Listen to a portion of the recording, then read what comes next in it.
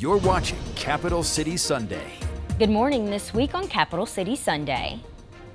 What happened is we brought it back to the states, and the country is now coming together on this issue. It's been a great thing. Thank you. President Biden? It's been a terrible thing, what you've done. A historic moment. Former President Donald Trump and President Joe Biden took the debate stage this week for the first presidential debate of the 2024 election season. I think he spoke to the position that most Americans have, and he pointed out how radical Joe Biden's position is. That's what this is going to come down to. Who is fighting for you and your family at the end of the day? I sit down with both campaigns for some post-debate reaction, their take on how Biden and Trump's performance will impact voters. And as Trump and Biden work to garner black support on the campaign trail, what the National Urban League president says is top of mind for minority voters. Good morning, I'm Darielle Fair. The nation got to see the first showdown between the two presidential frontrunners for the Democratic and Republican Party. President Joe Biden and former President Donald Trump faced off in Atlanta for the first presidential debate of the season. The two candidates had fiery exchanges on a range of issues, including abortion, immigration, and the wars in Gaza and Ukraine. Trump making headlines after taking a long-awaited stance that he will not block abortion medication if elected, and Biden warning against states deciding abortion laws. I sit down with Biden's national campaign press secretary, on President Joe Biden's strongest moments in Thursday's debate. Joining me on the show this morning is National Press Secretary for the Biden campaign, Kevin Munoz. Kevin, thank you so much for joining us on the show this morning. Thank you for having me. Kevin, it is being said that Trump won last night's debate because Biden lost. Low voter satisfaction amongst both former President Donald Trump and President Joe Biden has been a larger part of the conversation. How is the campaign responding to this? Well, look, the president, he had a slow start. We said this, he had a sore throat, a little bit of a cold. But what we look at, when we look at the issues that matter and when we talk to those undecided voters, do the real-time polling that campaigns do to check in on our voters, what we saw is Donald Trump did not have a good night, because at the end of the day, this election is going to be about the issues that matter to the American people.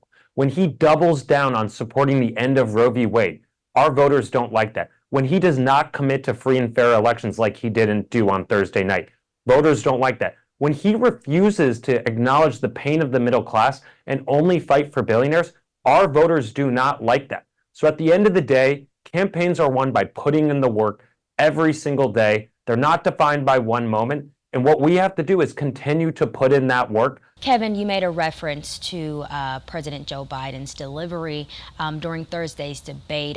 There's an age gap of about 3.5 years between these two candidates, but concerns of Biden's age seem to still be a sticking point post-debate. What is the Biden campaign doing to reassure voters President Joe Biden is fit, health-wise, to serve a second term as president if reelected? Look, I think you've heard from the president time and time again. He acknowledges he is not a young guy, but what this is about is the age of ideas and the huge gulf between these two candidates. Joe Biden wants to create good paying jobs here in the United States. Joe Biden wants to make sure every woman can make her own healthcare decisions.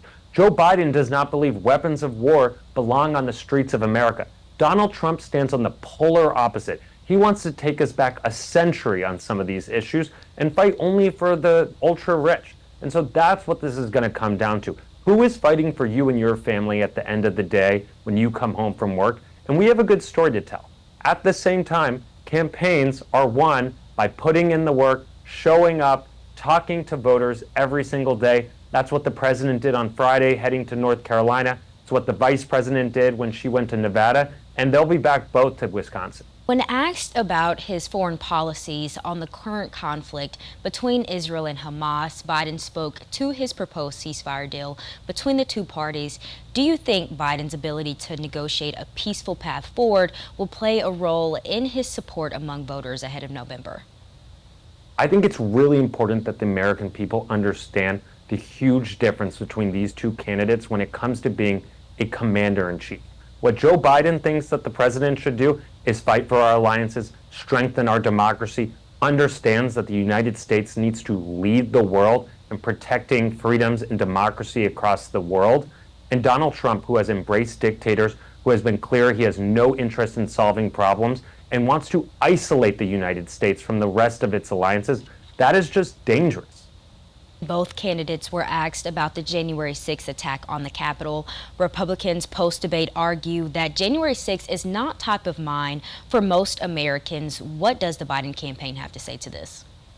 Well, I think Wisconsinites have spoken loud and clear time and time again. They do not support Donald Trump and MAGA Republicans' ongoing and relentless pursuit of attacks on our democracy.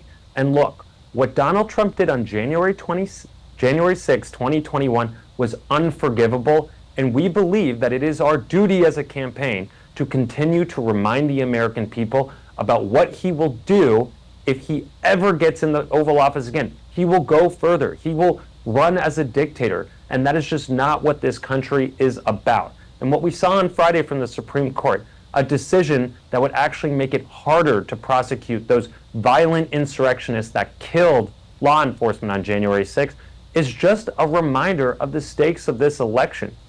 Kevin Munoz, National Press Secretary for the Biden campaign, thank you so much for your time. Thank you.